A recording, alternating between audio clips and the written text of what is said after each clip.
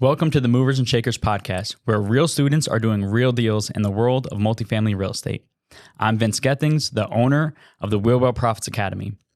Listen in as we dive into the journeys of driven individuals who are turning their dreams into reality. These people are just like you, taking action and making things happen. If you enjoy the show, please like, subscribe, and if you're ready to take action, check us out at wheelwellprofits.com to learn more about our incredible community. Let's get started. This is Movers and Shakers, where we interview the upcoming generation of Make It Happen multifamily investors to share their story. Welcome to the Movers and Shakers podcast. My name is Gino Barbaro, co-founder of Jake and Gino, multifamily investor, educator, father, mentor, and I'm joined by my co-host, my brosif, Joshua Ryan Rusin. Mr. Rusin, how are we doing today, brosif? Gino, doing well, my friend. Super excited, got a lot of energy, still coming off a high of last night coach's mastermind and just really reflecting back on the growth that we've went through. And honestly, when you put good out, the people we've attracted, the caliber of them, not only with their knowledge in real estate, but who they are as humans and just the alignment with the mission to change lives and empowering others through, multifamily real estate. So loving that. Gino, what's going on with you over there? Well, the best thing about the mastermind was that you get to learn, right? You get to host it, you get to hold it. And we started talking about negotiation, seller financing, different kinds of strategies in multifamily. And you have 8 people on this call. And it's like, wow, all the different ideas start flowing. And that's the importance, I think, of being in a community and being in an environment where you start thinking outside the box and start thinking about different ideas. And no one on that call actually said there's no deals out there, right? Did you hear one person say there's no deals out there? It's tougher to find deals. You have to be more creative to find deals. You have to underwrite more deals. But the fact that we're all out there looking for deals will actually, propel us. I mean, it was 8 o'clock. We got off that call last night. I was ready to go for another hour, Josh. I don't know about you, but I was psyched. So Love it. I couldn't agree anymore. When you get people that are all sharing resources and best practices and what's working, and especially that high level of caliber of individuals, it's really powerful. So speaking of high caliber individuals, today we have Baron Hollowell on the podcast. A little bit about Baron. So he's a serial entrepreneur, and it can be traced back to his childhood and parents. Being raised by entrepreneurs, he knew he never wanted to work for anyone else. His first entrepreneurial pursuit was starting a successful trucking business. Taking his profits, he started investing in real estate and bought his first 2 single-family homes in 2011. Quickly realizing it wasn't scalable, he then went and when oil tanked, he adapted and started a meal prep company. Recently, Baron shifted his focus to real estate back again, buying his first duplex to house hack, and then wanting to go bigger, he joined the Jake and Gino community, and last November closed on his first 16-unit apartment complex. Welcome to the show, Baron. Thank you. All right, so Baron, I want to start with this. Tell everybody how old you are. I'm 28. 28 in a 16-unit deal. That's pretty incredible, guys. So let's trace back your journey. So you start a trucking company. How did you get into that? And then why did you decide you want to take the profits and buy houses rather than some of the material traps? Because that was pretty young, man, at 2011 to make that happen. Oil was flourishing back then. A lot of people I knew were going there to make tons of money. And so I went up there and instantly knew I didn't want to work for any of the people there because I felt like I was smarter than them. And so within 5 months or so, I started my own company and just started trying to cash flow as much as I could. And I'm not very materialistic in general, like clothing and fast cars, all that stuff. And so I just started buying real estate with it because I saw potential there. And I had read Rich Dad and did all that stuff when I was a kid. But after a while, it just wasn't scalable, as well as I wasn't totally invested in it yet. So 2 things, guys. One, obviously what you see is Baron decided that success leaves clues. He saw oil was surging. He saw through Rich Dad, Poor Dad that he could have assets that produce cash flow, and then he implemented. So you get these 2 houses, they're cash flowing, a couple hundred a month? Yeah. In my position, if I was, so 2011, you're like 18, 19 years old, having $600-700 a month of cash flow, I would have been pretty excited about that. Where did you go from there and why did you start meal prep? Let's dive into that. So I moved after oil tanked to Boise, Idaho, because I knew there was a opportunity in meal prep business, being that bodybuilding.com's based out of here and some other larger companies. And after I tried selling those houses and I rented to some college kids that were friends of mine, cost me about $30,000 to renovate the house after what they've done, which there goes, more than 5 years of about $700 a month. So it's like, that's not scalable. I'm not going to buy a house again. That was worthless. And so I started a meal prep company, dove right in, kept that going. I still have it today. I am trying to systematize and get out as much as possible so I can take real estate full time, and that's what I want to do. And I realized after those multifamily or single family houses, multifamily is the only way to go. So for me, it's exciting, that meal prep space, because I used to be in the restaurant business, and meal prep really hurts what hurt my to-go business. You got Taco Bell and McDonald's delivering $5, and the Right. meal prep business. If I was in the restaurant right now, I would contact the meal prep company and try to position myself with them and to be able to prepare meals, and not only my meals from the kitchen, but that kind of space. So when I heard you say meal prep, I'm like, wow, that is an awesome business to be in. So I love that business. Yeah, and I've always been health oriented, and food has been a big part of my life. So it's been kind of easy to transition to that, but obviously Mhm. harder to go to a new city, not knowing anybody, and create a business right up. So So wow, so you're talking about a massive action. There's one thing that you said earlier on, that you weren't into the material aspects of life, which is great, because I was reading a book, Josh, by, I think his name is Nelson Nash, The Infinite Banking Concept, and he's talking about whole life, and he mentions Parkinson's law in there, which is important for everybody, especially when you're younger. Parkinson's law says when you start earning more money, you start to spend more money, instead of what Baron and what myself and what Josh are doing is, instead of earning more money, you don't defer by saying, I deserve to drive a nicer car. I deserve to get a bigger house. What everyone should be doing out there is taking the majority of those earnings that you've made in excess of what you're earning right now, put them aside and continue to buy assets or invest in your education and do whatever it takes. So that Parkinson's law is really, really important for everybody out there, at least to try to abide, because instant gratification will kill a lot of people. Just because you're making 50,000 a year, next year you make 100, you've made an extra 50 grand. Maybe take 20 of that and put it aside, or 30. Don't think you deserve anything. If you want to become financially free or you want to invest in yourself, that's not the way to do it. So I would check that book out. It's The Infinite Banking Concept. So really important that everyone thinks about that, especially when you're young. You need to invest in yourself. Take that money, invest in yourself, in your education, and surround yourself with great people. Baron, let's talk about that 16-unit deal. How did you find the deal? Because you're in a great market. It's a hot market, and everyone's up there saying, I can't find anything. How did you find the deal? I had been searching myself constantly, and this is before I even joined Jake and Gino, and didn't know much of the route for multifamily, because Hmm. regular realtors, they don't know what they're talking about, and they also don't know how to find them. And that's who I was contacting, and they're trying to send me stuff, but they can't find anything, obviously. Hmm. And so I talked to my neighbor. She worked at a commercial real estate firm, and they contacted me, and they had a new guy there. I think he's 21, a new JV broker, but he needed to prove himself. So he picked me as something to prove himself on, and he went and cold called, I don't know how many hundreds of people, and he found a mom and pop 16 unit that was willing to sell. Wow. So what does the mom and pop look like? 16-unit. What were the issues, the values on this property?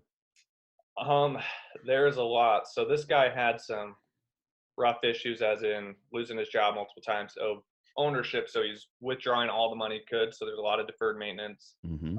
It was significantly under-rented. I don't know if they've ever upped the rent in the 8 years that they owned it, which is absurd. They locked themselves down into some like cable plans, landscaping that was overpriced, things like that. So just all the initial cutbacks on expenses were instant value adds. Wow. So let me just diagnose what what Baron is saying.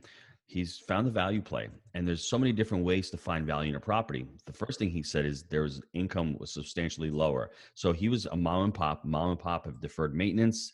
They're burned out. They don't have any systems. They're basically Gino running the restaurant. They've got to be there, and they're just not efficient. They don't know what they're doing. They probably don't have a website. They probably don't have an application process. Hey, you're breathing in the apartment. We call it the death spiral. I'm not going to fix anything. Don't call me and I won't raise your rent. That's probably what this landlord was all about. Right, Baron? Exactly. And that's painful because unfortunately he's lucky because he's in a rising market, so he can capitalize on it. Right. That's what happened. He owned it from no fault of his own. Cap rates compressed and the value of his property went up. Other things that Baron saw on this property, the value plays from a management perspective. For every dollar of expense that you save, you're adding to a dollar of net operating income, which is amazing. So if you have those contract pricing where you have probably terrible garbage pricing, you probably have like landscaping, like Baron said, you're probably paying an attorney too much, a CPA too much, all those expenses. If you can cut those expenses, that's amazing. I'm probably sure that he probably cut water bill on this thing too, and utilities also, made that more efficient. If you can manage it yourself and take management in-house, that comes into your pocket also. So if you've got the double whammy of increasing rents and increasing income and then decreasing those expenses, that's going to add fuel to the fire. So what was it like when you first took over? Give me the feeling of, wow, I'm an owner of a 16-unit property now. It was a little starstruck type of thing. Like, cool, we finally did it, got the first deal, because I had been trying for a while. I even flew out to Alabama and Tennessee and looked at stuff, couldn't get the time of day from realtors, and now I finally got something in my own backyard. It's nice.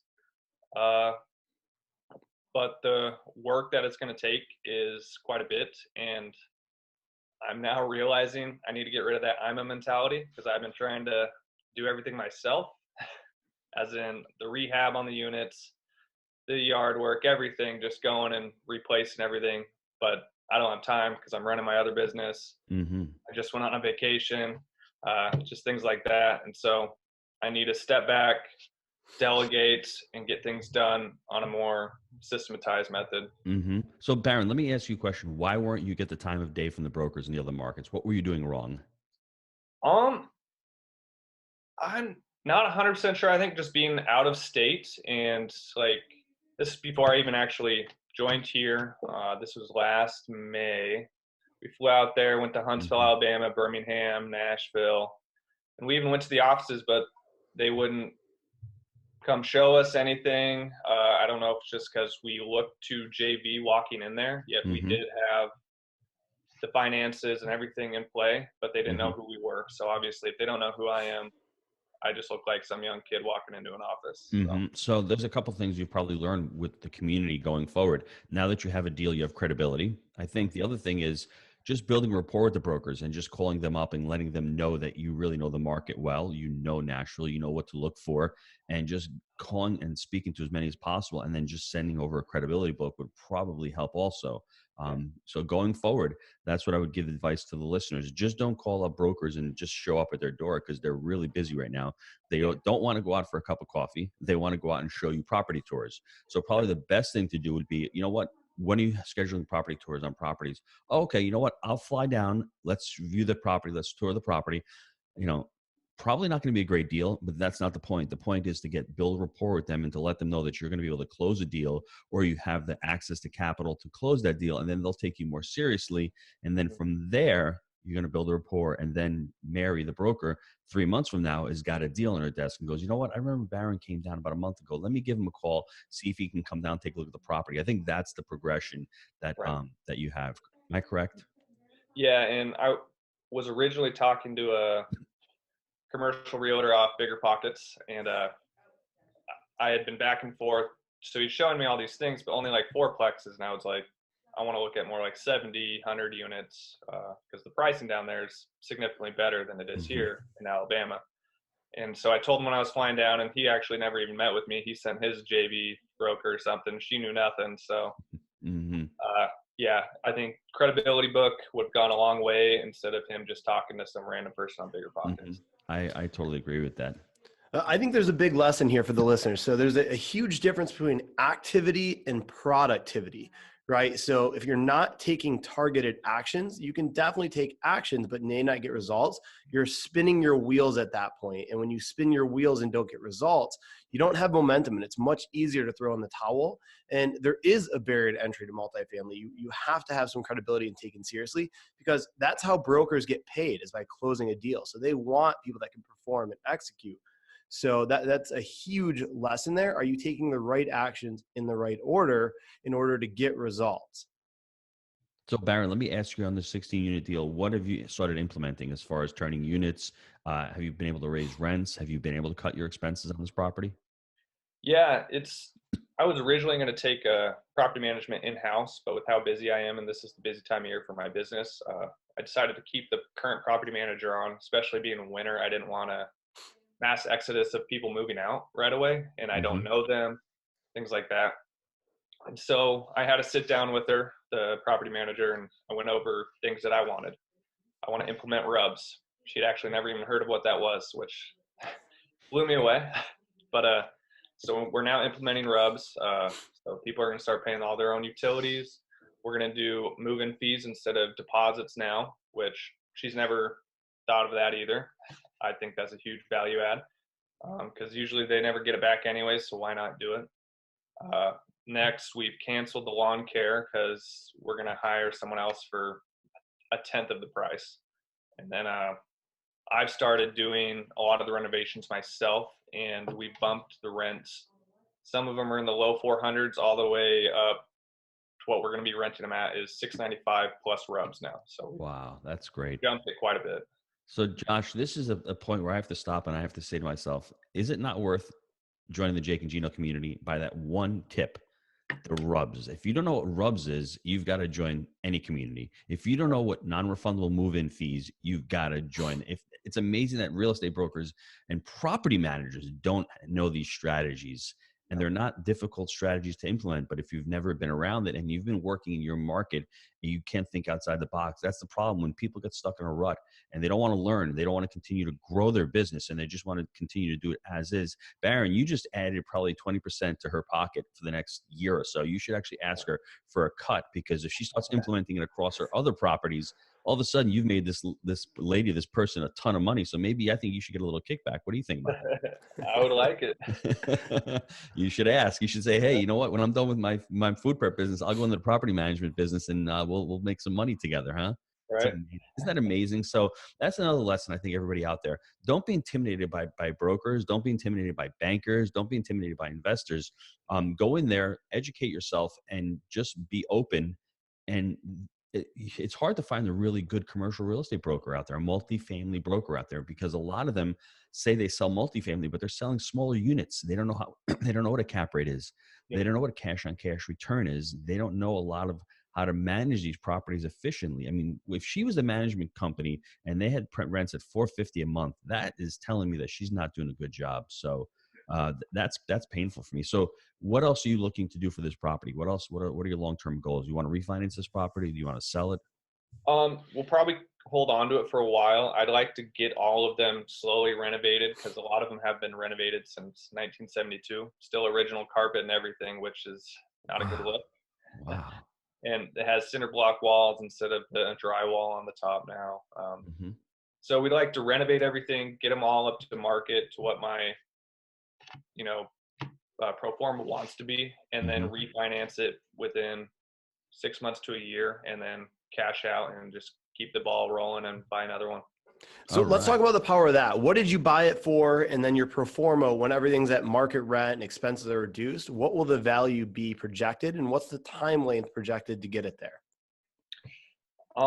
So we bought it at 815, and we don't have any prepayment penalty. And so we're trying to refinance it within 6 months to a year. And everybody's on month-to-month leases there, which is the good part of, we're going to be able to crank these out real quick. If people don't want to pay the going rate rent, we can say next and go to the next person. And so we're going to try and refinance out at the 1.3 million mark. Also, this is great. So let's talk about this real quick. We have Rain Cap, Mitchell Stogner. I'm going to introduce you to him. In-house, that looks like you're on the cusp of doing maybe an agency loan where you can get it off to non-recourse. So that is super, super exciting. And I think you could probably push it to that point with the rents that you have there and in your market. So that's awesome. But what I wanted to ask you is the due diligence period. Let's walk through that due diligence period on your first deal. What did you find in the property? What did you find that you expected? And what did you learn going through that due diligence process? I would say these lower end, this is like a C unit property, but it's in a B area. But people don't take care of the properties as much, Mm-hmm. especially with this deferred maintenance. Like it's going to need a new roof. They've just been repairing instead of replacing every now and again. Mm-hmm. And I'm a very numbers oriented person on, I think I learned it from one of your guys' podcasts. Like you have 16 water heaters. How much time takes 8 years to blow one out or whatever? Divide that in, add that into your pro forma so you know exactly where you're going to be on a CapEx expense, exactly where you're going to be on a maintenance expense. And I like doing that. So my due diligence was a little more thorough than even my brokers. He sent me something not even close. But and then the property inspection came out pretty fair. Like it's a solid property. It just needs a little love. So, but yeah, everything I think went fairly smooth on it. And so let me ask you a couple other questions. As far as the Jake and Gino community, what did you learn from us? Because I think when you took the property over, it was really property management, right? I mean, there was a lot of, I can see the rubs going on there that you learned. I can see the non-refundable moving fees. Anything else that you took high level that said, I'm going to make money on this property. This helped me close the deal, or this helped me with the property management company? Oh, yeah, I think that talk we had maybe a month ago that me and you had, and I downloaded all those forms and I showed them all scratched it. We put our own logo and we put them all to the new property manager. Like, this is what needs to happen. These are the turn days. We can't have, a week of sitting. We're going to have new floors in by this day, new paint in on this day, and they're going to be rented on this day. You need to be doing that. So we're trying to implement a far better system than what she was doing. Online bill pay, things like that. So did you get pushback from her, from the property management company when you showed her this stuff? And no, she was actually excited because she's never heard of this stuff and she's never had a owner of any of her properties that's this into their property and this hands-on. And I told her, any cent you spend, let me know first because I will authorize it. I'm not, the other owner kind of let her pay whatever she wanted on things that needed to get done. I'm not that way. So. Wow. So this is the true essence of even a mom and pop property management company. You need to have certain processes. You need to have an application process. You need to have a turn process. It's a 5 or 6 day turn process, right? It's basically going in, you're doing flooring, you're doing paint, you're cleaning up, you're doing fixtures, resurfacing countertops. That's a 5 or 6 day process. If you don't have that in place, we're selling time. If you have a week or two of empty space, it's like an airplane. Once it goes into the sky, you lost that revenue. So it's really important to cut that time down and to have that processes. You can go to a move-in, move-out process. There's so many different processes that the property management needs to know. And that's what's important. I think you need to convey that to every property management company, especially if you're not managing it yourself. You can still share those and you can still get on your weekly calls. Do you get on weekly or bi-weekly calls with your property manager right now? Yeah, so I called her like the day before I left on my last vacation and where are we at? And I even gave her more advice on where to advertise on, like, because one of the units wasn't renting out. I'm like, did you try Facebook Marketplace? Did you try Craigslist? She's only using Zillow. And it's like, wow. So one other question. Are you using property management software right now? Does she have property management software? Yep, she's on Buildium. Oh, good. I was just going to say, Buildium is a great platform for you to use it at that small level where it's less than 100 units. And the beautiful thing about it is we use Appfolio because that was one of my biggest mistakes, everybody listening, is I waited too long to get property management software. Right now, the solutions and the technology where you can get a Buildium for your first property are so inexpensive and they're so worth it because everything is housed within Buildium. And you can actually use Buildium to advertise your properties too. They have a website where you can advertise through also. Craigslist works, but Buildium is a great platform to use. So a lot of things that you taught her, huh? That's amazing. So what are the properties does she manage? Does she manage the smaller units or does she manage any of the larger units? They're all small, probably duplexes, single family home units. So do you think that she might have anything for sale in the future as far as maybe 4plexes, 8plexes? Are you looking down that road to say, hey, maybe I can buy some properties that she's managing? Yeah, we're going to reach out. And then even I own another duplex in downtown Boise. People I bought this place was on owner financing, and they liked how I went. And they're in their 80s. They have a pretty big portfolio, but they're selling out every year. So I'm going to actually approach them again. What else do you want to sell? Let's try and get all of it. Yes, that's awesome. I love that. Let's take a quick break to hear from our sponsors.